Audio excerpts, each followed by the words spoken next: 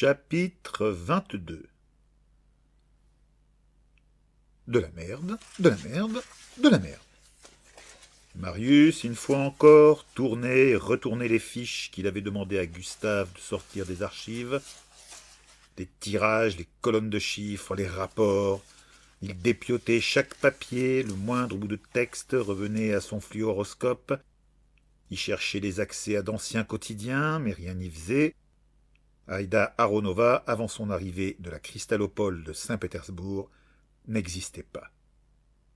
En faisant des recherches à Saint-Pétersbourg, il trouvait effectivement mention d'une cantatrice de ce nom, l'épouse d'un riche oligarque trop tôt décédé, qui lui avait légué toute sa fortune.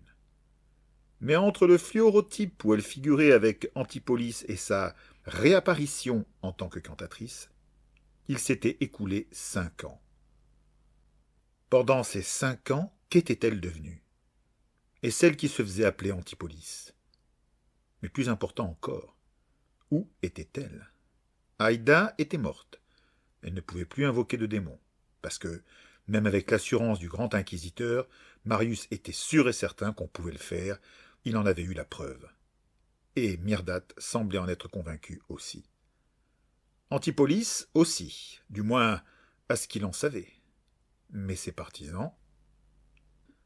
Il avait failli retrouver leurs traces, il les tenait, et juste au moment où il était sur le point de la reprendre, il fallait que cette chose... Un frisson le parcourut alors que lui revenait le souvenir de l'entité. Il ne voyait pas quel autre mot employer, qui avait consumé les 4 malfrats.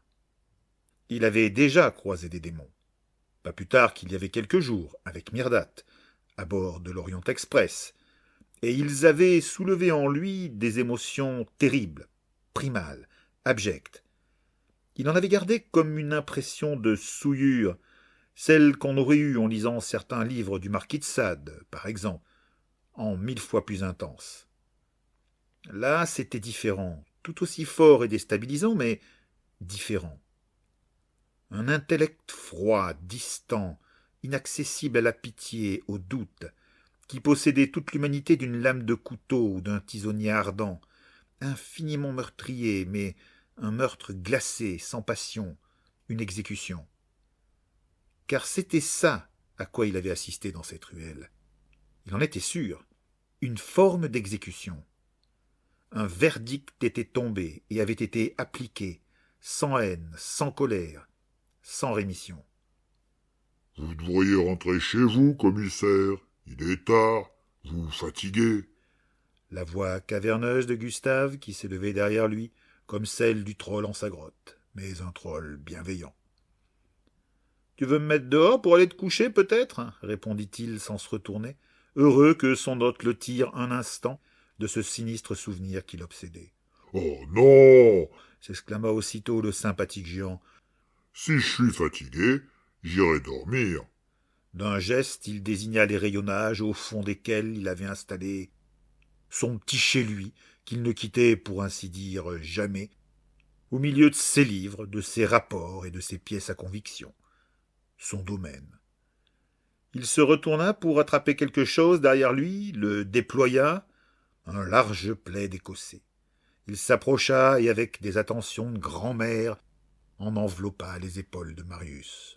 « Je veux pas que vous preniez froid, commissaire. » Marius, dans son tartan, ému et amusé à la fois, allait remercier le surprenant gardien quand un voyant se mit à clignoter sur le bureau, tout près du cornet acoustique, qui en saillait comme une étrange fleur de métal. Une sonnerie un peu enrouée en monta. « Excusez, commissaire, faut que je réponde. » lui lança Gustave en se penchant pour appuyer sur un bouton proche du pavillon. « Des archives, Gustave au poste. Qu'est-ce que je peux pour votre service ?» Marius sourit malgré lui. Entendre Gustave faire des politesses avec sa voix à fissurer les cailloux avait quelque chose de comique. Et quand en plus on l'avait en face de soi... Ça, je m'en doute que c'est Gustave. Se moqua le correspondant qui enchaîna aussitôt. T'aurais le commissaire Exeter avec toi? C'est quelqu'un qui le demande. Quelqu'un le demandait? À cette heure? Oh diable, ça attendrait demain. Il avait aucune envie de lâcher ses recherches. Gustave se tourna vers Marius pour l'interroger du regard. Ce dernier glissa à mi-voix en couvrant le cornet de sa main. « Je ne suis pas là !» Gustave le fixa un instant, l'air étonné, avant qu'une lueur de compréhension ne passe dans ses yeux. « Il dit qu'il est pas là !» répondit le géant en lui faisant un grand sourire de gosse qui a fait une bonne farce et en dressant un pouce. Marius se frappa la tête. « Ah, je croyais. Un silence, puis...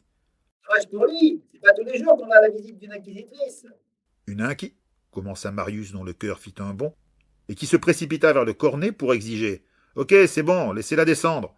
À l'autre bout de la ligne, il eut un rire. « Ah tiens, celui qui est pas là, quelle surprise. » Un instant, puis moqueur. « Je vous envoie la dame. » Il raccrocha. Gustave leva le doigt du mécanisme, coupant leur côté du circuit.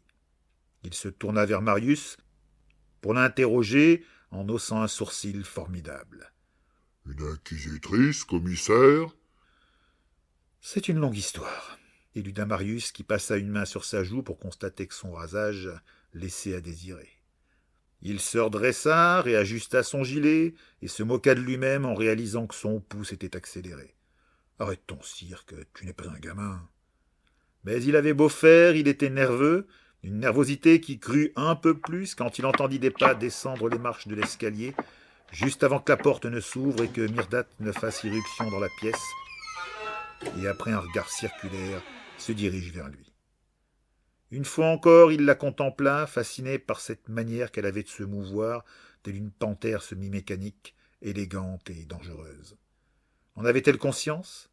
Il ne pouvait en être sûr, mais il pensait que non. Il n'y avait dans ses gestes rien d'affecté, seulement le résultat d'un entraînement que Marius devinait impitoyable et d'un talent naturel. Elle a vraiment l'air marquée, se fit-il néanmoins la réflexion alors qu'elle approchait en découvrant ses traits tirés. À la vérité, elle avait l'air épuisée et très préoccupée. Et comme toujours, quand il se sentait nerveux, il sortit une imbécilité. « Vous avez une tête affreuse, votre sainteté !» Il réalisa un peu tard que ses paroles pouvaient être mal accueillies. L'inquisitrice se contenta de répondre après s'être laissée tomber sur le siège qui lui faisait face et avoir croisé ses jambes de métal. « Je vous retourne le compliment, commissaire. » Elle le fixa avec un regard pénétrant. « On dirait que vous avez vu un fantôme. » La réflexion amena sur le visage de Marius un sourire qui n'en était pas un. « Vous ne croyez pas si bien dire ?» L'attention de Myrdate le quitta pour se porter sur Gustave qui, depuis son irruption dans la pièce, la contemplait comme une apparition. « Oui ?» demanda-t-elle en fixant à son tour l'improbable faciès du colosse trollesque. C'était bien la première fois que Marius voyait une personne ne pas avoir peur en découvrant Gustave. Il fallait dire que l'inquisitrice avait quelques horreurs au compteur, à côté de qui le formidable archiviste passait pour un chérubin. « Vous êtes Myrdate de Badcastle ?» balbutia le géant. « Oui ?» répondit l'inquisitrice avec prudence, se demandant sûrement ce que lui voulait ce phénomène. « Je suis un de vos plus grands admirateurs, » lui confia Gustave avec sa grosse voix. « J'ai suivi toutes vos aventures sur le fluoroscope. » Marius n'en revenait pas. « Merci » apprécia leur visiteuse, visiblement touchée par les paroles de l'incroyable archiviste. Elle allait se retourner vers lui quand Gustave lui présenta un carnet et un crayon qu'il avait tirés d'on ne savait où. « Vous pourriez me faire un autographe ?» Il paraissait tout timide et rougissant. Myrdate eut un sourire qui illumina ses traits creusés et en chassa un instant les tracas avant de prendre le calepin et le stylo et tracer quelques mots d'une écriture élégante. Quand elle rendit les deux objets à Gustave, ce dernier les recueillit dans ses mains énormes, lut la dédicace et tout ému murmura « Merci, inquisitrice Myrdate. Je le garderai précieusement. » Serrant le calepin sur son cœur, il s'enfuit entre les rayons, sa grande silhouette se diluant dans l'ombre souterraine à l'odeur de vieux papier. « C'est amusant. Le précédent autographe que j'ai signé aujourd'hui, c'était pour une écolière. » lança Myrdate à Marius, le regard fixé sur l'endroit où avait disparu l'atypique archiviste. « Gustave a gardé une âme d'enfant, » affirma Marius. « Quel étonnant personnage, » remarqua Myrdate. « Et puis vous êtes une star, votre sainteté, » ajouta-t-il, taquin, avant d'interroger. « Qu'est-ce qui vous amène ici ? Et ne me dites pas que vous vouliez visiter le quai des Orfèvres. » Il acheva après un silence. « Ou me revoir. » Et si c'était le cas, lui répondit l'inquisitrice avec un étrange regard qui le mit mal à l'aise. Un peu de sérieux, votre sainteté, plaisanta-t-il pour s'en sortir par une pirouette. Était-ce lui ou décela-t-il dans les yeux de la chasseuse de démons une petite lueur de déception? Non, il se faisait des idées. Le sourire de Myrdhad s'effaça, il se fit de nouveau la réflexion qu'elle avait vraiment l'air épuisée, très soucieuse, et, pour la première fois depuis qu'il la connaissait, qu'elle semblait presque vulnérable. Elle le fixa un long moment, parut hésiter, peser le pour et le contre d'une grave décision avant de se lancer. Elle commença lentement, avec difficulté, les mots avaient du mal à sortir. Il devina qu'elle n'avait pas l'habitude de se confier. Mais la parole libère la parole. Il l'écouta, plus en plus étonné alors que Myrdhad progressait dans son récit, lui demandant une précision quand elle passait trop vite sur un fait, s'égarait ou omettait un détail essentiel.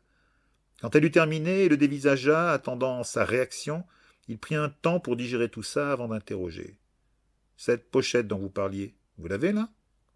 Elle hésita une fois de plus, le jaugea, comme pour s'assurer de son choix, et finit par ouvrir son sac et en tirer une grande enveloppe scellée qu'elle posa sur le plateau du secrétaire. « C'est donc ça que vous avez trouvé dans cette cachette ?» demanda Marius en fixant l'objet. Myrdhad acquiesça en silence. « Ce que votre père vous a dit de récupérer. Et vous n'avez pas encore regardé ce qu'il y a dedans. » « Je n'ai pas eu le temps, je suis venu directement après le départ de Yorg. Je ne pouvais pas revenir au chapitre avec ça. »« Vous permettez ?» Myrdhad hocha la tête. Il saisit l'enveloppe comme il l'aurait fait d'une relique, l'ouvrit avec moult précautions. Le papier huilé céda, il en vida le contenu sur le bureau. Un carnet, de nombreuses feuilles volantes griffonnées de croquis, de dessins dérangeants ou terrifiants. « Bien, constata-t-il en passant en revue les objets qui se trouvaient devant lui. « Il y a du boulot. » Il lui lança un regard d'encouragement. « On s'y met tous les deux ?» Myrdhad acquiesça.